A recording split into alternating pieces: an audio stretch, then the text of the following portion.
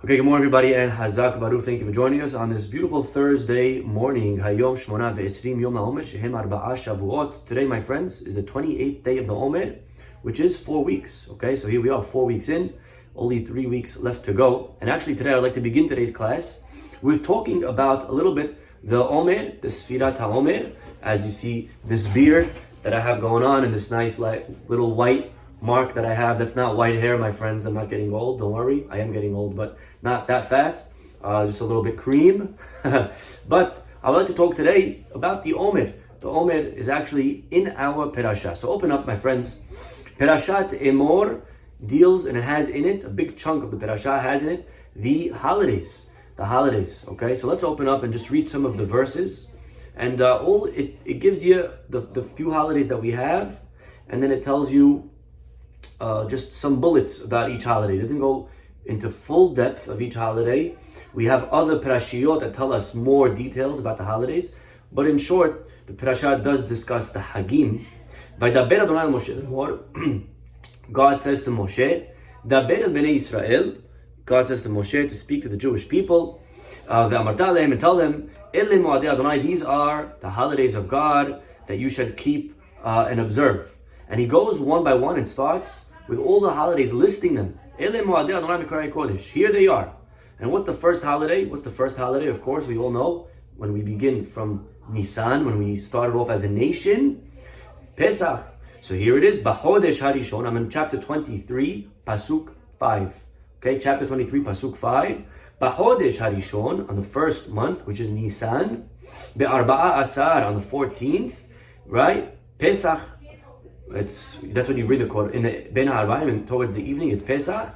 The Hamisha Asar Yom, the next day, Hag HaMatzot LaHashem, Shevat Yamim Matzot Uchelu, you should eat matzah for 7 days. Bayom HaRishon, Mikra Kodesh, the first day is a holiday. And Bayom HaShevi'i, Mikra Kodesh, the 7th day is a holiday. Okay, very nice. So that's the holiday of Pesach in one snippet. Day 1 and day 7 are holy days.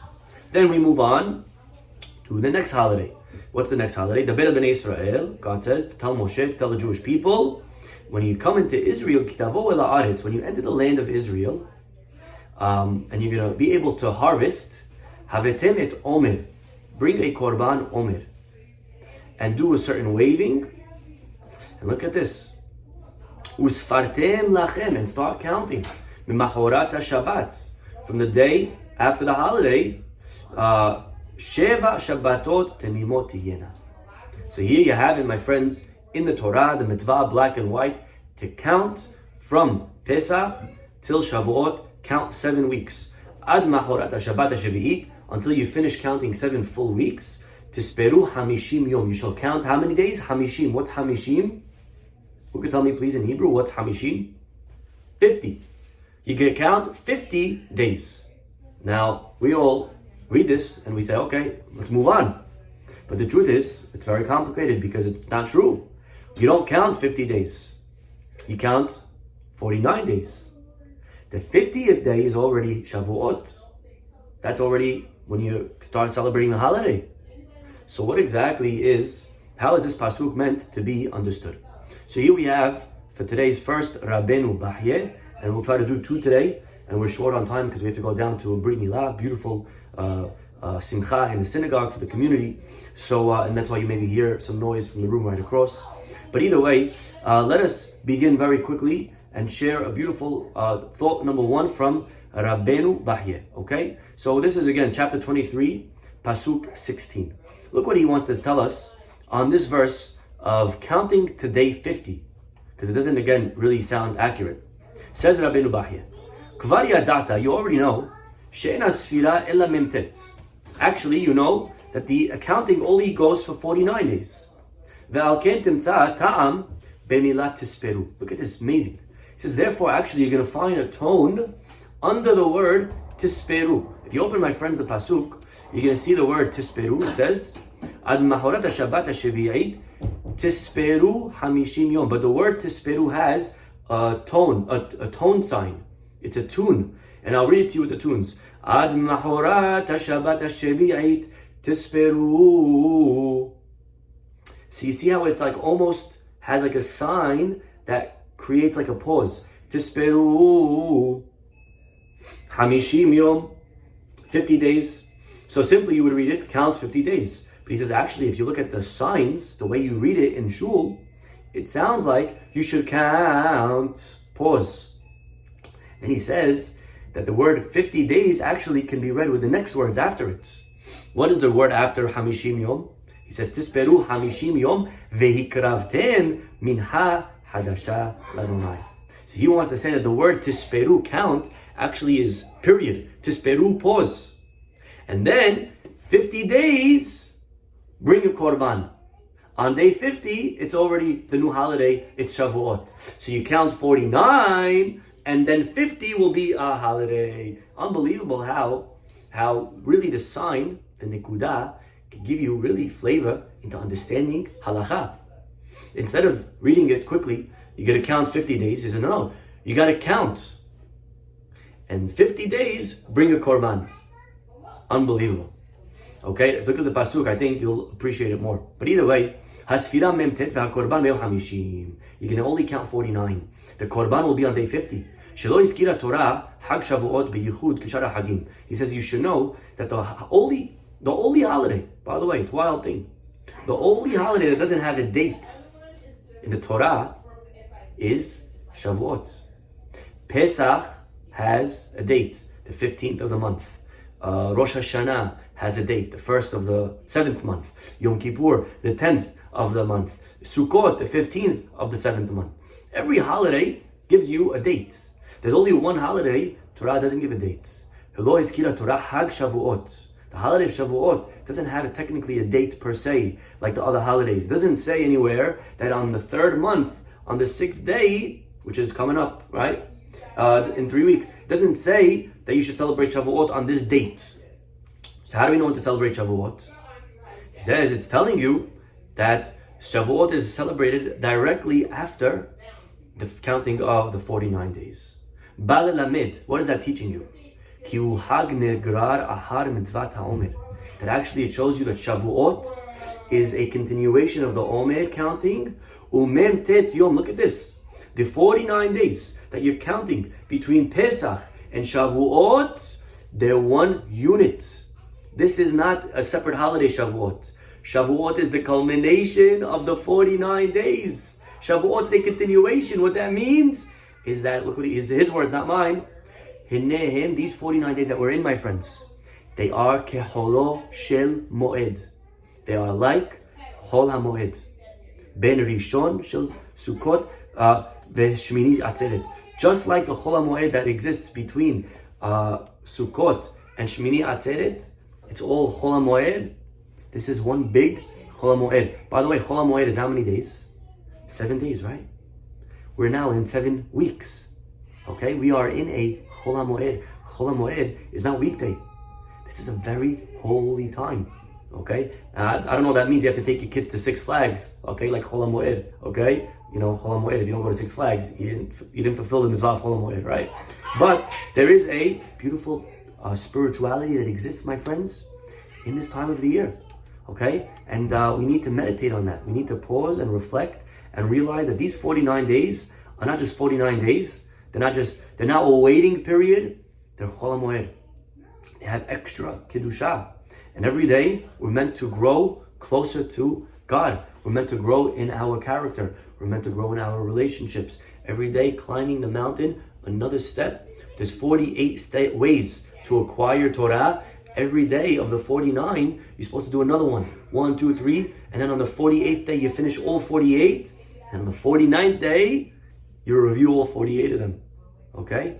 So that's a beautiful way of understanding the special time of the year that we are in. And this is what Rabbi Bachia is telling us. Rabbi Bachia is saying that this is really what the pasuk is telling you when it doesn't give you a date. It doesn't give you a date for Shavuot because it's here to tell us that actually Shavuot is the closing of what we started back on Passover. It's one big sandwich where you have Pesach in the beginning and you have Shavuot at the end, and you have the meat, you have the beautiful Omer that we are in right now. So a very special time, very special Rabbeinu Bachye, reminding us again how sometimes the te'amim could give you flavor. The tune could give a person flavor into how to understand the text. Okay, beautiful. Moving on to another pasuk, another holiday. Let's fast forward just a few verses. So we just read verse 16. Let's move now on to verse 24. Same chapter, verse 24. Next holiday. Vaydaber Adonai Moshe lemor. God says to Moshe, Daber el bnei Yisrael lemor. Speak to the Jewish people. B'chodesh ha-shevi'i be'echad lachodesh yilachem Shabbaton. On the 7th month, on the first day of the month, will be a holiday. Shabbaton, Shabbat, rest. Which holiday? Which holiday is this? Which holiday is celebrated in the 7th month on the first day of the month? Very good. Rosh Hashanah. Rosh Hashanah. Zichron Teruah. Remember the Teruah. Mikra Kodesh. It will be the day of holiness. Okay? A calling of holiness. So here we have, very interesting. The Torah says that you should Zichron Teruah. What does that mean exactly? Zichron means to remember. Teruah means blow the shofar. Remember the blowing. Okay? What exactly does that mean? So let's see over here. A beautiful Rabbeinu Bach here. He says as follows. Zichron psukei shofarot. Simply it means that you should say verses of shofar. Liskor lahen akedat Yitzchak shekarav tahtav Ariel. In order to remind God of the shofar. On this day, we're going to say psukim of the shofar to remind God of the Ariel, of the ram, of Yitzchak Avinu. Of course, part of the day, such a big part of Rosh Hashanah is Akedat Yitzchak, which we have tradition happened on Rosh Hashanah, okay, when Avraham passed the test of Akedat Yitzchak. And we want to cash in, on this mitzvah of Avraham Avinu. We want to cash in.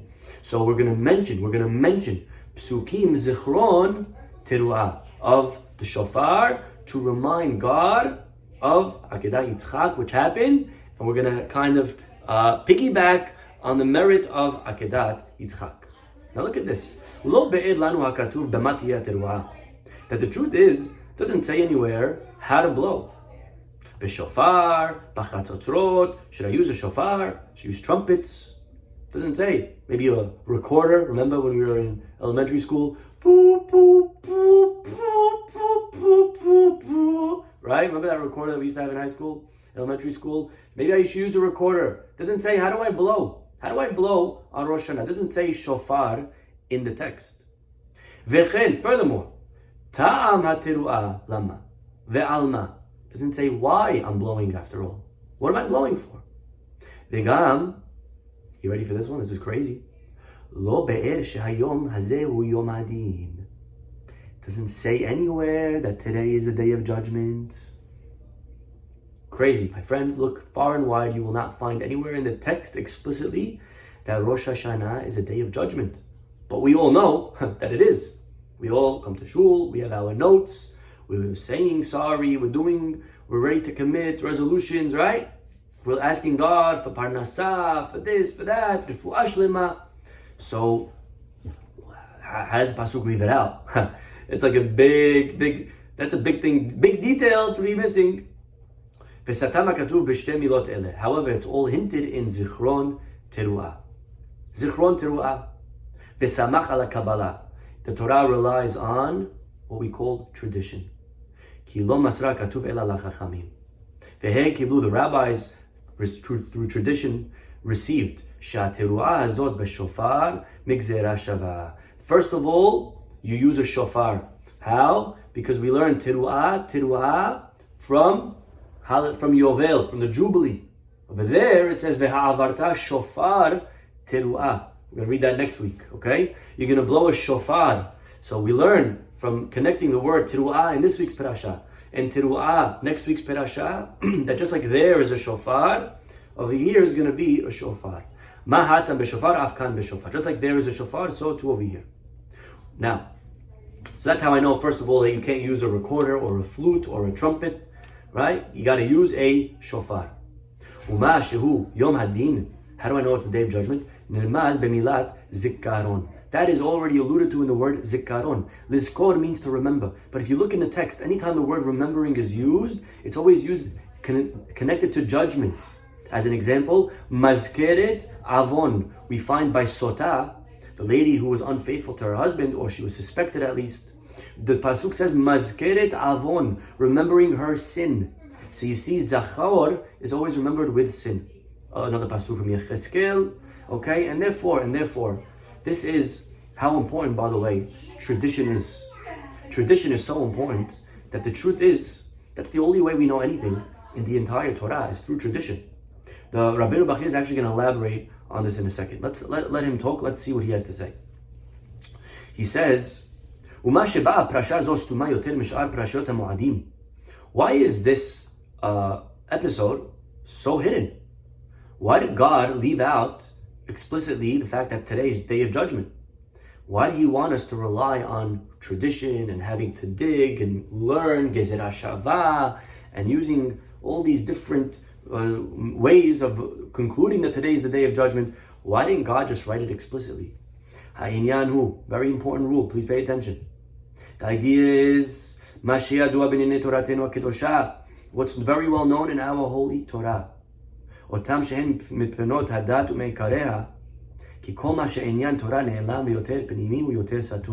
The holier, the more important something is, the higher something is to understand, the harder it is to understand, the more revealed, the more hidden it is, the more concealed it is. The Torah will be very, very vague. The Torah, when something is very, very complicated, Torah actually will conceal what it's trying to say. Just like tefillin. Think about tefillin. We put tefillin every day. Tefillin is very, very important mitzvah. But my friends, the truth is, if you read the texts, you'll have no idea how to keep tefillin properly. Just if you read the pasuk I'm saying, you have no idea. What color should it be? It doesn't say black. What prashiyot shall go inside it? Doesn't say. Where on your body should you put it? Actually, it says ben enecha. It says in between your eyes. If there were a sect of Jews called the Karaites, who took the Torah literally. And you know what they did? They put tefillin right here. They put tefillin right here. Al yadecha, on your hand. Right? Crazy. The truth is, without tradition, you don't know anything. You don't know any part of the Torah. Tzitzit, take tzitzit for example, which is equal to all the mitzvot. How do you know 8 strings? How do you know 5 knots? It doesn't say anywhere in the Torah, but that's the way God had it, that these things that are very complicated need to be given through tradition. Remember the story of the convert that came, the non-Jew that came to convert? He says to Shammai, convert me, and I want you to teach me, right? And he kicks him out, and he goes to Hillel, right? Different stories in Masechet Shabbat. Different goyim that wanted to convert. One of them, when he came to Hillel, let's open the story for a second. We're in Masechet Shabbat. Okay, let's open the story. Masechet Shabbat, page, I believe it's 30. What is it, 31?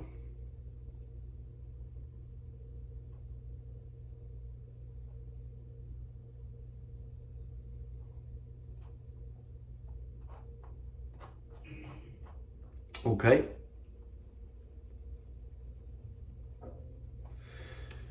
Very good. Here it is, 31. So he says, one guy, Gayereni, he came to Shammai, he says, convert me, and all I want to know is, I want to learn Torah shebichtav. I want to learn only the written Torah. I don't want Gemara, I don't want Midrashim, I don't want all that extra stuff. I just want God's word. You ever had those guys come to you? Okay, anyways, Ga'arbo. Shammai says this is not Judaism, kicks him out. Ba'lifnei Hillel, he came to Hillel. What did Hillel do? Gayere, converted him. Yoma Kama, the next day he comes, okay? Lesson number 1. This is an Aleph. Good, good. This is a Bet. Good, good. Shows him Gimel. This is Gimel. This is Dalit. Okay. Next day he comes in. He shows him the same letter that he showed him yesterday. He says, this is a Dalit. He says, wait. Yesterday you told me this is an Aleph. Oh, so says Hillel to the guy. So to learn, you need someone to teach you. You need tradition. You need to learn from someone. You can't learn from a book. So if that's the case, how do you only want to learn Torah shebichtav? You see, the truth is everything in life needs a teacher. You need to have tradition. The Torah over here leaves out certain things, and it requires us to learn through mesorah, through tradition. And this is true with through certain very complicated aspects, fundamental aspects of our religion. They're left enigmatic. They're kept mysterious. God wants us to search and to dig. V'stimatam, and they're hidden. And that's why, by the way, he adds, En zichron olam haneshamot mefurash b'Torah. You won't find anywhere in the Torah the concept of olam haba. You won't find it. You can look. It's not there. There's no olam haba in the Torah. There's no olam haneshamot. Don't know about any of that. Any of those stuff. These things that we believe in. The tenets of our faith. We believe in the next world. I think it's like a pretty big thing to leave out. Oops, sorry, forgot to write it. How could God leave out such an important part from the Torah? That there's olam haba, that there's purgatory. The answer is, Rabbeinu Bachya explains, Stimato lerov ha'alamato ki haTorah lehamon Yisrael nitna. Torah was given to the masses, lo leyechidim, right? Majority, Torah is something that you should be able to open up at any age and understand. You could understand it on an elementary level, you could understand it on a very, very complicated level, but you should be able to understand it either way. Now, if there's a concept that God felt you wouldn't be able to understand, God left it out of the Torah. And the idea of olam haba, we are people that live in a physical world, in a finite world. It'd be very complicated for us to be able to appreciate, if you're not on a higher intellectual level, concepts of spirituality and the soul and olam haba. And therefore, Hashem kept it out of the Torah. Hashem kept it out because if you're not on a high intellectual level, it's something that you wouldn't be able to comprehend. So God, wild concept here. God left it out. He only writes things that everybody would be able to understand on an elementary level. Olam haba is not something that everybody could understand. At the end of the day, we are finite, we're human, we're earthly. Okay. B'midrash, we have a midrash. The midrash is as follows.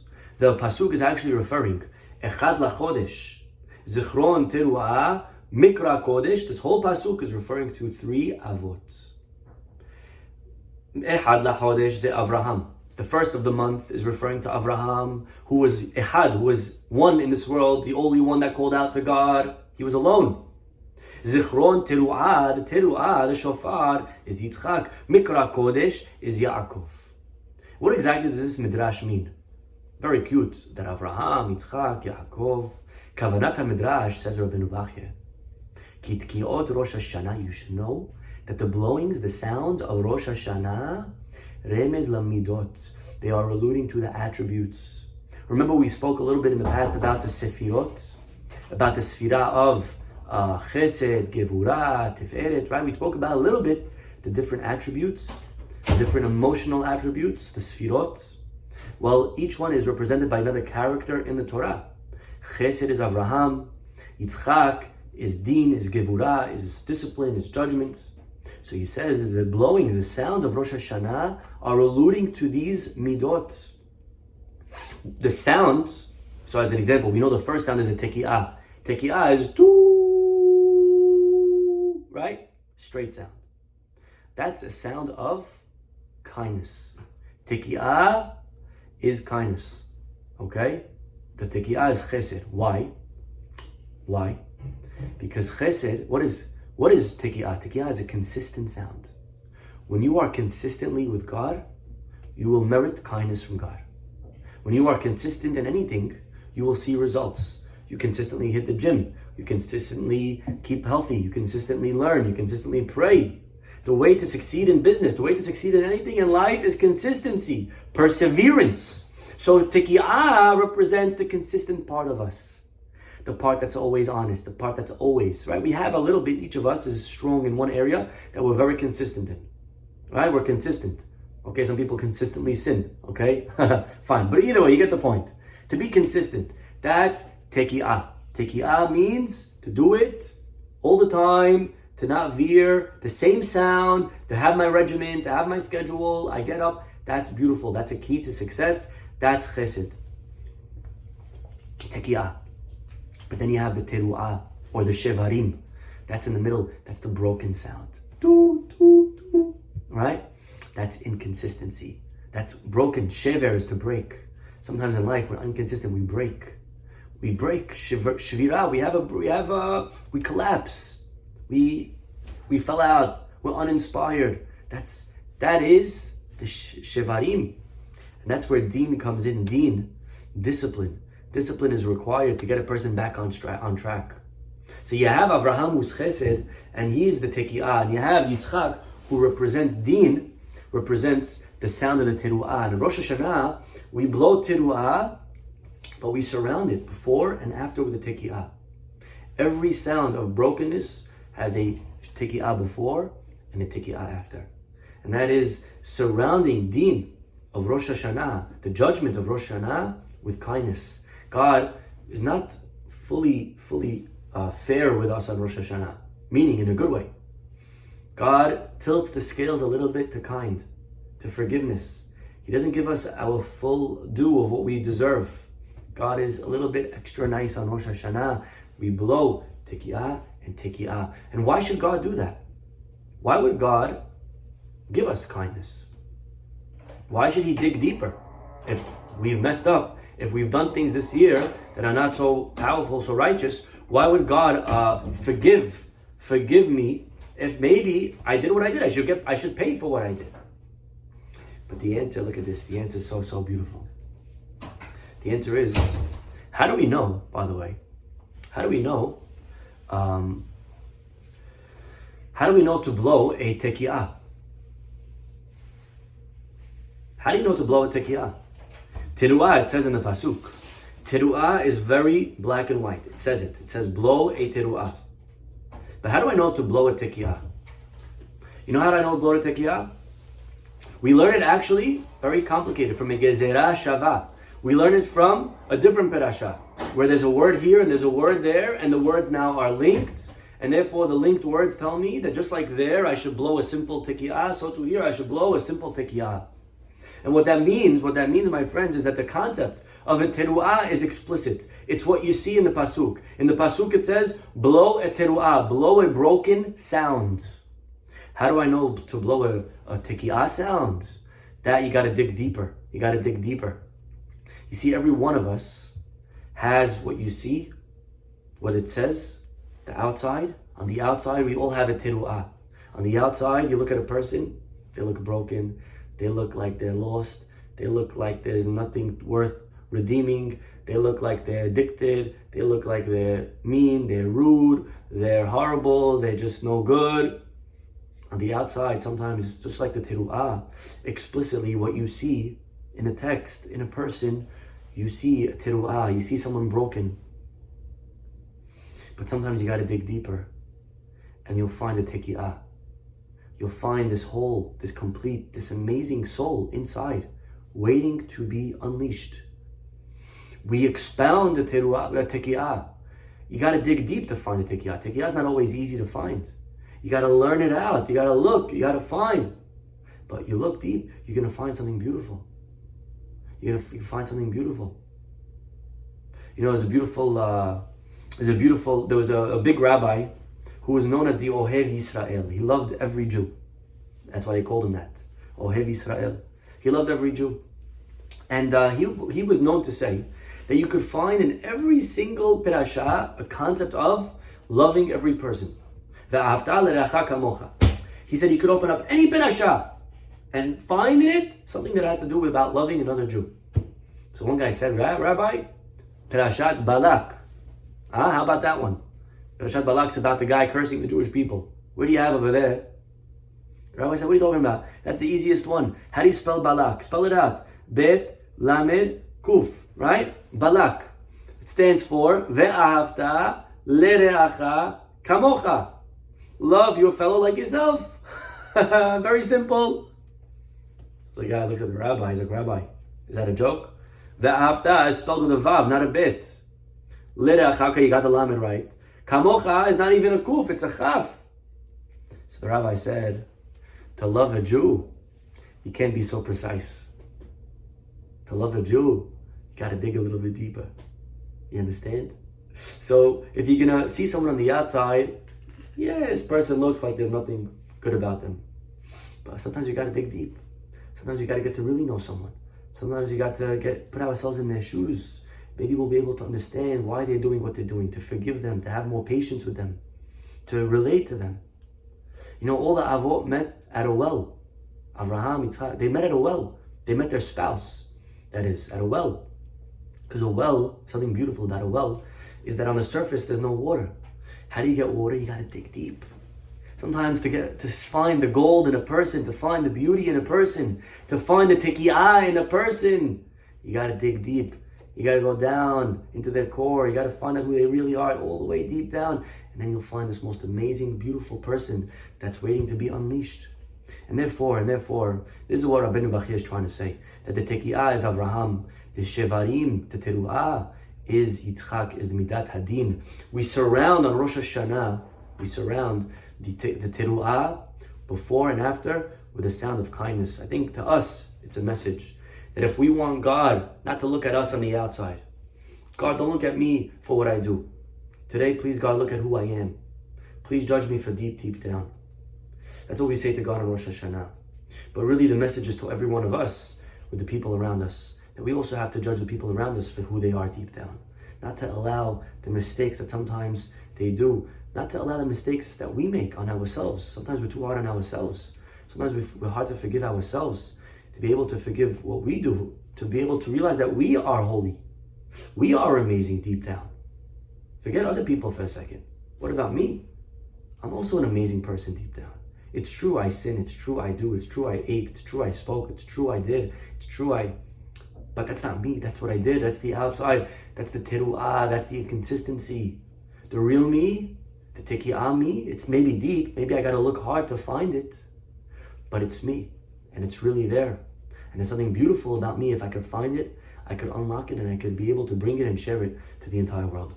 Okay, my friends, I think these are two beautiful thoughts of Rabbeinu Bachya, one on the Omer, one of Rosh Hashanah. We'll stop over here, everybody. Have a wonderful, wonderful day. God willing, we'll see you all tomorrow. Bye-bye.